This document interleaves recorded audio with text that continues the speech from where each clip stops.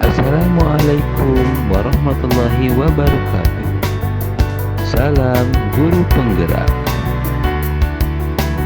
Bapak dan Ibu guru hebat, semoga kita selalu semangat ya.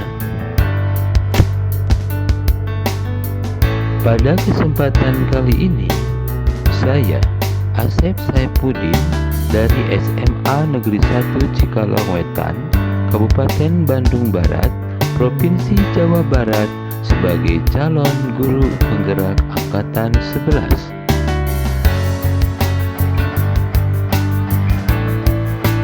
Saya akan menyampaikan koneksi antar materi dari modul 1.1 yang sudah saya pelajari, yaitu kesimpulan dan refleksi dari pemikiran Ki Hajar Dewantara. Hal yang saya percaya dan pelajari tentang murid dan pembelajaran di kelas sebelum saya mempelajari modul 1.1 adalah: yang pertama, semua peserta didik mendapat perlakuan yang sama, tidak sesuai dengan potensi dan karakteristik mereka. Kemudian, pembelajaran masih berpusat pada guru, di mana guru masih aktif memberikan ceramah, demonstrasi, jadi semuanya pembelajaran masih berpusat pada guru. Peserta didik hanya menerima materi, kemudian patokan ketercapaian pembelajaran masih dilihat dari KKM atau kriteria kecerdasan minimal.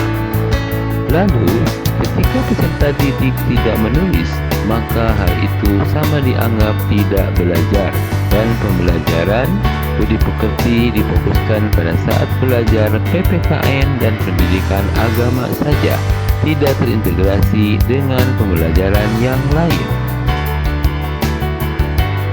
Kemudian, hal yang berubah bagi saya setelah mempelajari dari modul 1.1 adalah: yang pertama, saya mengalami perubahan pemikiran atau pandangan bahwa guru bukannya satu-satunya sumber belajar siswa, dan setiap peserta didik memiliki karakteristik yang unik, yang berbeda dengan peserta didik yang lainnya, sehingga ketercapaian belajar setiap peserta didik berbeda-beda.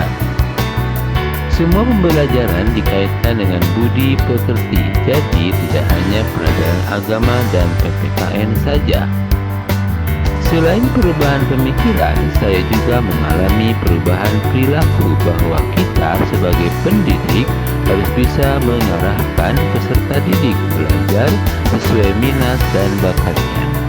Kemudian, menerapkan strategi model pembelajaran yang kolaboratif dan bervariasi, dan juga menerapkan pembelajaran berdiferensiasi sesuai dengan minat dan bakat peserta didik. Kemudian, hal yang segera saya terapkan agar lebih baik supaya kelas saya mencerminkan pemikiran Ki Hajar Dewantara adalah: yang pertama, saya merancang dan merencanakan pembelajaran yang berdiferensiasi dengan memperhatikan karakteristik dan minat bakat peserta didik. Kemudian, aktif atau memusatkan pembelajaran pada siswa atau student center, dan kolaboratif, yaitu memacu rasa kerjasama peserta didik, lalu variatif, tidak membosankan, dan kreatif.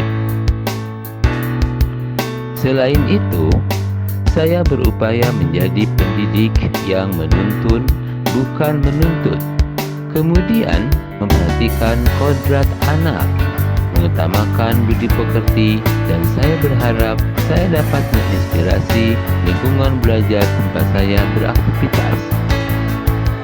Berdasarkan pada jawaban beberapa pertanyaan pemantik tadi, maka saya dapat mengambil kesimpulan bahwa dasar pemikiran Ki Hajar Dewantara adalah: mendidik adalah tindakan menuntun, bukan menuntut. Kemudian, menyesuaikan kodrat anak, memerdekakan anak lahir dan batin, menerapkan pendidikan yang berpihak pada anak, bukan tabula rasa. Kemudian, KHD juga memposisikan guru sebagai tukang kebun kehidupan dengan mengutamakan pendidikan budi pekerti. Nah, di sini saya mengambil kesimpulan bahwa pendidikan adalah usaha menuntun kodrat yang ada pada anak dengan hati, dengan menanamkan nilai-nilai budi pekerti agar anak kelak menjadi manusia merdeka seutuhnya.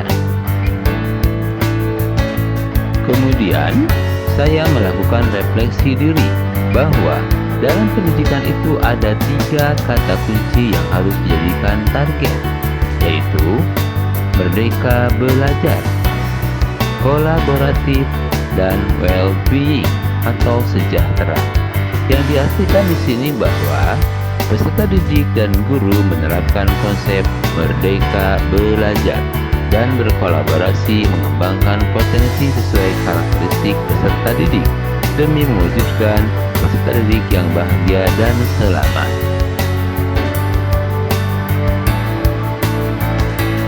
Baik, demikian pemaparan koneksi antar materi dari saya. Terima kasih atas perhatiannya. Sekian, Assalamualaikum warahmatullahi wabarakatuh. Salam Guru Penggerak.